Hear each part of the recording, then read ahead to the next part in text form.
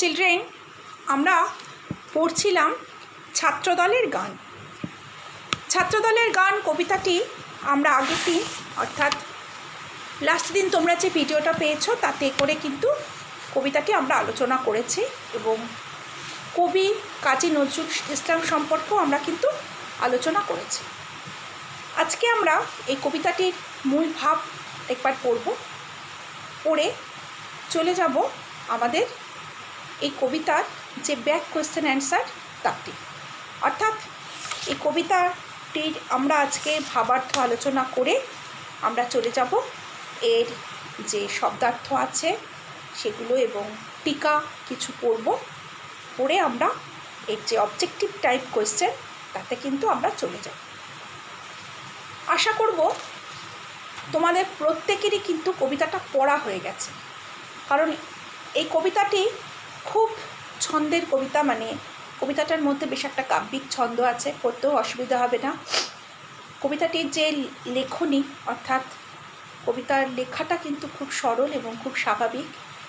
এই কবিতার মধ্যে অলঙ্করণ বেশি নেই, কবিতাটি খুব স্বাভাবিক ছন্দে লেখা এবং সরলভাবে লেখা। সুতরাং কবিতাটি পড়তে আশা করা যায় কোনো রকম অসুবিধা হবার কথা না। আজকে আমরা একবার কবিতাটা রিডিং পড়ব, রিডিং পড়ে কবিতার ভাবার্থ পড়ব, শব্দার্থ পড়ব এবং তারপর চলে যাব আমাদের ব্যাক কোয়েশ্চেন অ্যান্সার। তাহলে চলো শুরু করি আমাদের কবিতা ছাত্রদলের গান। কাজী নজরুল ইসলামের লেখা ছাত্রদলের গান। কবিতার বিষয়বস্তুটা কিন্তু ছাত্রদলের গান, কিন্তু কবিতাটির নাম হচ্ছে আমরা ছাত্রদল। কবিতাটার নাম হচ্ছে আমরা ছাত্রদল, কাজী নজরুল ইসলাম। আমরা শক্তি আমরা বল, আমরা ছাত্রদল। মোদের পায়ের তলায় মুড়ছে তুফান, ঊর্ধ্বে বিমান ঝড় বাদল। আমরা ছাত্রদল। মোদের আঁধার রাতে বাধার পথে যাত্রা নাঙা পায়। আমরা শক্ত মাটি রক্তে রাঙাই বিষম চলার ঘায়ে। যুগে যুগে রক্তে মোদের সিক্ত হলো পৃথ্বীতল। আমরা ছাত্রদল। আমরা শক্তি আমরা বল, আমরা ছাত্রদল। মোদের পায়ের তলায় মুড়ছে তুফান, ঊর্ধ্বে বিমান ঝড় বাদল। আমরা ছাত্রদল। মোদের আধার রাতে বাধার পথে যাত্রা নাঙা পায়। আমরা শক্ত মাটি রক্তে রাঙাই বিষম চলার ঘায়ে। যুগে যুগে রক্তে মোদের সিক্ত হলো পৃথ্বীতল। আমরা ছাত্রদল। সবাই যখন বুদ্ধি জোগায় আমরা করি ভুল। সাবধানীরা বাঁধ বাঁধে সব, আমরা ভাঙি কুল। দারুণ রাতে আমরা তরুণ, রক্তে করি পথ পিছল। আমরা ছাত্রদল। মোদের চক্ষে জলে জ্ঞানের মশাল, বক্ষে ভরা বাক। মোদের চক্ষে জলে জ্ঞানের মশাল, বক্ষে ভরা বাক। কণ্ঠে মোদের কুণ্ঠাবিহীন নিত্যকালের ডাক। কণ্ঠে মোদের কুণ্ঠাবিহীন নিত্যকালের ডাক। আমরা তাজা খুনে লাল করেছি সরস্বতীর শ্বেতকমল। আমরা ছাত্রদল। ওই দারুণ উপপল্লবের দিনে আমরা দানিশীর। মোদের মাঝে মুক্তি কাঁদে বিংশ শতাব্দীর। মোরা গৌরবেরই কান্না দিয়ে ভরেছি মায়ের শ্যাম আঁচল। আমরা ছাত্রদল। আমরা রচি ভালোবাসার আশার ভবিষ্যৎ। মোদের স্বর্গপথের আভাস দেখায় আকাশ ছায়া পথ। মোদের চোখে বিশ্ববাসীর স্বপ্ন দেখা হোক সফল। আমরা ছাত্রদল। অর্থাৎ এই হচ্ছে ছাত্রদল আমরা ছাত্রদল কবিতা। কবিতার কবি হচ্ছেন কবি কাজী নজরুল ইসলাম। আজকে এই কবিতাটির মূল ভাব আমরা এখন আলোচনা করব। কবিতাটির মূল ভাব আলোচনা করে আমরা চলে যাব শব্দার্থ বা টিকায়। কবিতাটি কিন্তু খুব ভালো করে বারবার রিডিং পড়তে হবে এবং বারবার রিডিং পড়ে কবিতাটি প্রায় মুখস্থর মতো করে নিতে হবে। এই কবিতার ভাবার্থ হচ্ছে, বিদ্রোহী কবি কাজী নজরুল ইসলাম ছাত্রদলকে জাতির মূল শৌর্য বীর্যের কেন্দ্র বলে ঘোষণা করেছেন। নব প্রাণ প্রাচুর্যে ভরা এই ছাত্রদলই দেশ ও সমস্ত জাতির চালক। তারা কিন্তু এই ছাত্রদলে সমস্ত বল এবং বীর্যের উৎসস্থল। শৌর্য বীর্য নির্ভীকতায় মানবিকতায় এই ছাত্রদল কিন্তু সদা সর্বদা যে কোনো গণ অভ্যুত্থানের কেন্দ্রবিন্দু। এরা কিন্তু কখনোই কোনো ভয়ে ভীত হয় না, বিপদে সংকুচিত হয় না। এদের চলার পথের সাথী হচ্ছে তুফান ঝঞ্ঝা। কোনো বাধা বিঘ্নই এদের পথ রোধ করতে পারে না। অর্থাৎ যতই বাধা আসুক না, কিন্তু ছাত্রদল দুর্বার গতিতে সমস্ত বাধা অগ্রাহ্য করে এগিয়ে যায়। ছাত্রদল তারা কিন্তু কখনোই কোনো বিপদে সংকুচিত হয় না। এই যে এখানে একটা লাইন আছে যে, মোদের আধার রাতে বাধার পথে যাত্রা নাঙা পায়। যাত্রা নাঙা পায় মানে আমরা যখন যাত্রা করি আমাদের পা তখন নাঙা থাকে, অর্থাৎ পায়ে কোনো জুতো থাকে না। এখানে পায়ে জুতো অর্থাৎ কি বলতে চেয়েছে? এটাই বোঝাতে চেয়েছেন কবি যে তাদের কোনো প্রোটেকশনের কিছু থাকে না। অর্থাৎ যদি গুলি আসে তারা গুলি খেয়ে মরে। শুধু তাই নয়, তারা ভবিষ্যৎ কি হবে, কি আমার ব্যক্তিগত জীবনে কি হবে, তারা সেটা কখনোই ভাবে না। সেটা তাদের প্রোটেক্টেডও থাকে না।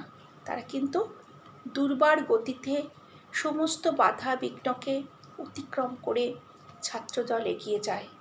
দেশের জন্য, দশের জন্য, সমাজের সমস্ত শোষণের বিরুদ্ধে তারা রুখে দাঁড়ায়।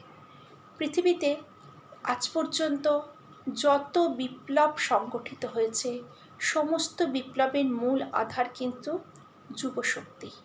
এই যুবশক্তি, হয়তো এটাও ঠিক কথা যে সব জায়গায় ছাত্রদল ছাত্র কনসেপ্টটা আসে না, কারণ সমস্ত বিপ্লব তো শিক্ষাদের শিক্ষক যারা শিক্ষা অর্থাৎ যারা শিক্ষিত ব্যক্তি তাদেরকে কেন্দ্র করে হয় না। কিন্তু তাও নয়, এখানে ছাত্রদল বলতে কিন্তু শুধু যে পড়াশোনা করে ছাত্রদল তা নয়। এখানে ছাত্রদল বলতে কিন্তু ওভারঅল বুঝিয়েছেন, অর্থাৎ যারা নাকি যুব সম্প্রদায় তাদেরকে কবি বলেছেন এরা কোনো কিছুতে কত বাধা বিঘ্ন এদের পথ রোধ করতে পারে না, বিপর্যয়ও এদেরকে বাধা দিতে পারে না। এরা কি করে? এদের পদাঘাতে কঠিন মাটি রক্তাক্ত হয়, তা হলেও কিন্তু এরা এগিয়ে যায়। এরা কিন্তু কখনো গতিময়তাকে রুদ্ধ করে না। এদের গতি সদা সর্বদা, অর্থাৎ এরা দুর্বার। এরা দ্বিধা দ্বন্দ্ব কাকে বলে জানে না। বিপদসংকুল মুহূর্তেও এরা কিন্তু নিজেদেরকে উৎসর্গ করে দেশের জন্য বা সমাজের জন্য। এদের বলছে, আমরা তাজা খুনে লাল করেছি সরস্বতীর শ্বেতকমল। ছাত্ররা যারা, তাদের আমরা জানি ছাত্রানাং অধ্যয়নাং তপঃ, অর্থাৎ ছাত্রদের পড়াশোনা করাই মূল।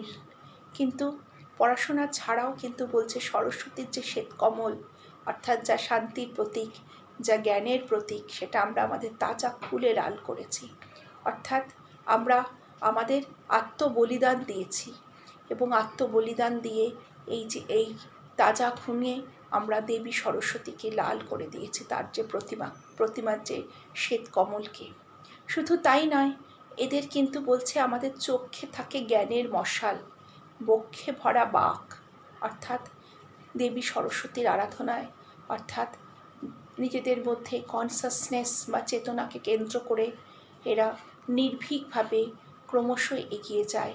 এরা এগিয়ে যায় দেশের জন্য, দশের জন্য, মানবিকতার খাতিরে। এরা এগিয়ে যায় সমাজকে সমস্ত রকম বঞ্চনা, হতাশার শিকার থেকে বাঁচাতে। বলছে, বিংশ শতাব্দীর কান্না, এদের বিংশ শতাব্দীর মুক্তি এই ছাত্রদলের ওপরেই কাছেই নিহিত আছে। অর্থাৎ ছাত্রদল গোটা পৃথিবীতে, গোটা ভারতে একত্রিত হয়ে আন্দোলন করেছে, তাই ভারতবর্ষ থেকে কিন্তু আমরা ব্রিটিশ শাসন অপসারিত হতে পেরেছে। শুধু তাই নয়, পরবর্তীকালে যত ভালো, যত কিছু শুভ, যেটা সমাজের পক্ষে শুভ, দেশের পক্ষে কল্যাণকর, এই সমস্ত কিছুই কিন্তু এই সুন্দরভাবে পৃথিবীকে নিষ্কলুষ করে রাখা কিন্তু ছাত্রদলেরই কাজ, এবং তারাই কিন্তু এটা করে। ছাত্রদল কিন্তু এর জন্য তাদের ক্ষুদ্রতর যে গণ্ডি, অর্থাৎ নিজের স্বার্থের কথা ভাবে না, বৃহত্তর জীবনের স্বার্থে, বৃহত্তর জনগণের স্বার্থে, বৃহত্তর দেশের স্বার্থে তারা কিন্তু সদা সর্বদাই নিজেদেরকে উৎসর্গ করে। তাহলে শুধু তাই নয়, দারুণ বিপর্যয়ের মুখে যখন সবাই বিপর্যয়টাকে বিপর্যয় হিসেবে দেখে, কিন্তু ছাত্ররা কিন্তু সেটার জন্য হাত গুটিয়ে বসে থাকে না। তারা হাসি মুখে নিজেদের জীবন মৃত্যুর দিকে ঠেলে নিয়ে তাদের আত্মবলিদান নিঃসন্দেহে স্মরণীয়।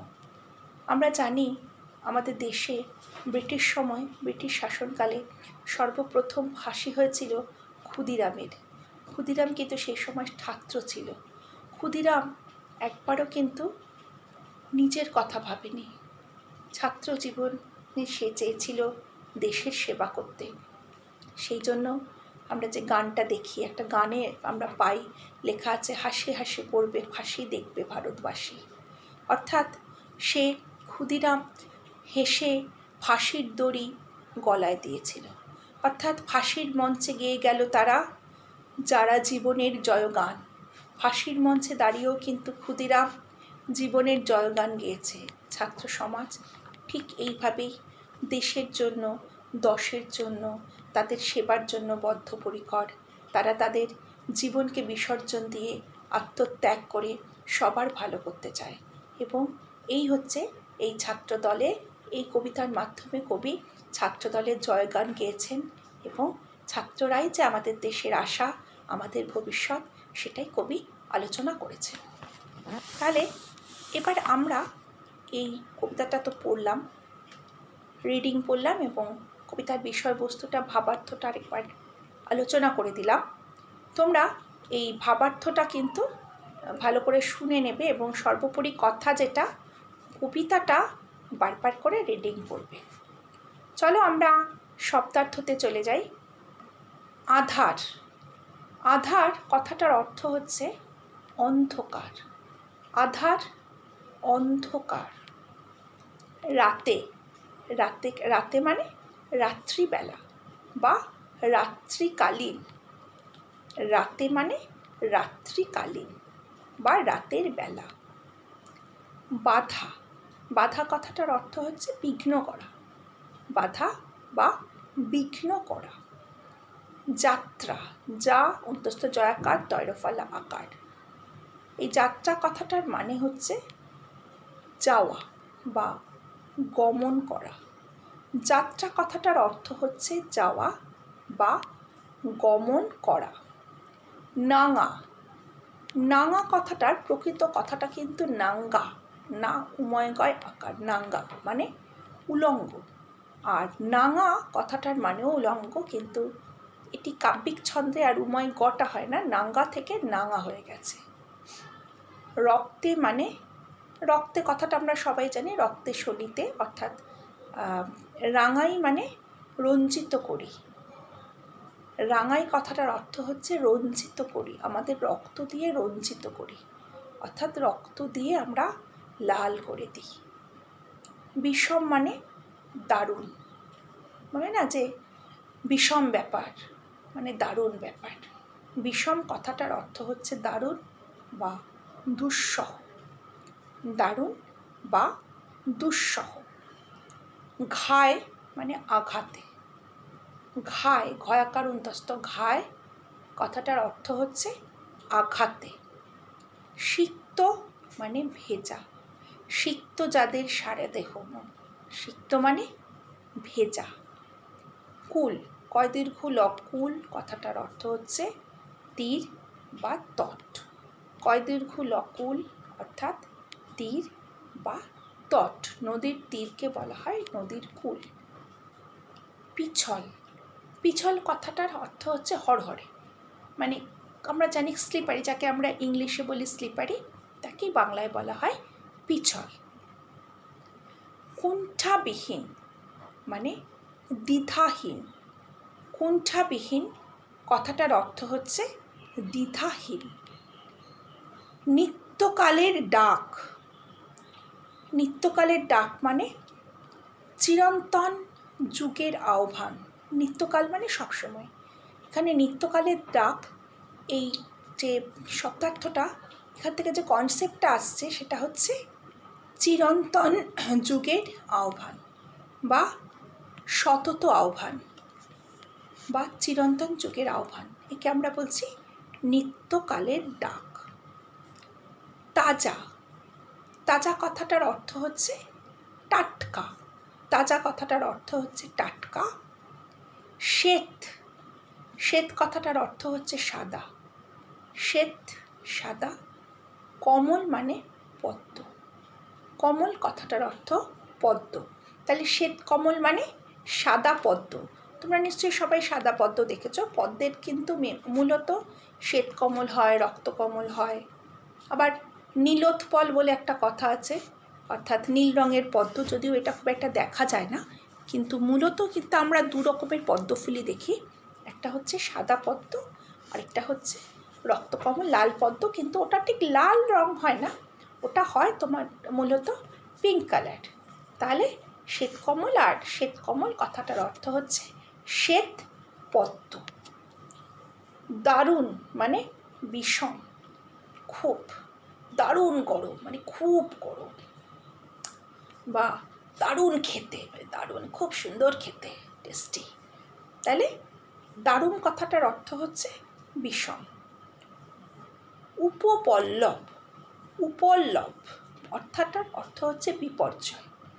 আমরা যেমন কখনো কখনো বলা হয় না, এই যেমন দুদিন আগে আমফান আসলো, আমফান হচ্ছে আমরা কি বলা হচ্ছে, এটা একটা ন্যাচারাল ডিজাস্টার।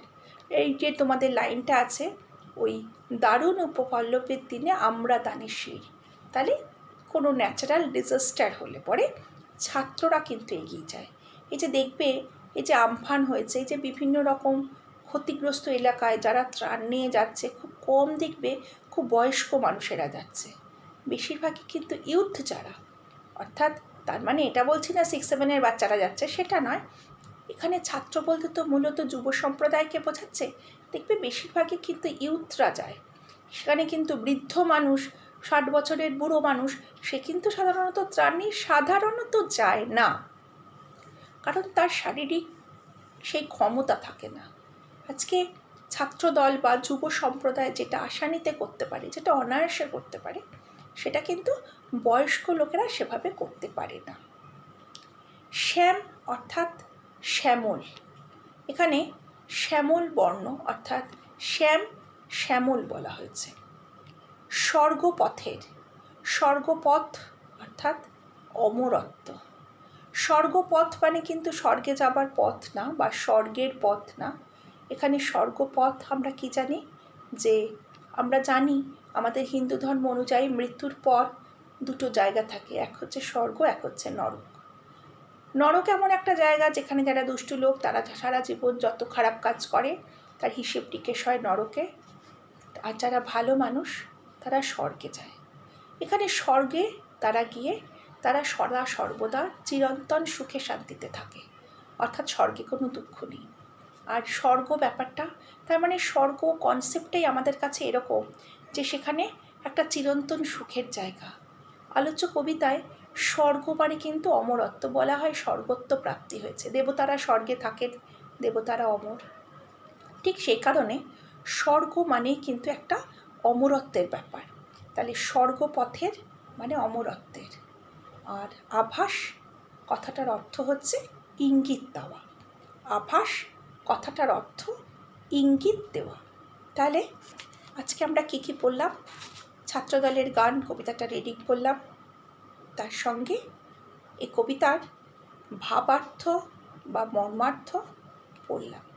কাজী নজরুল ইসলামের ছাত্রদলের গান কবিতার পুরো ভাবার্থটা পড়লাম, এবং এরপর যেটা পড়লাম সেটা হচ্ছে এই কবিতার শব্দার্থ ও টিকা সম্পর্কে আলোচনা।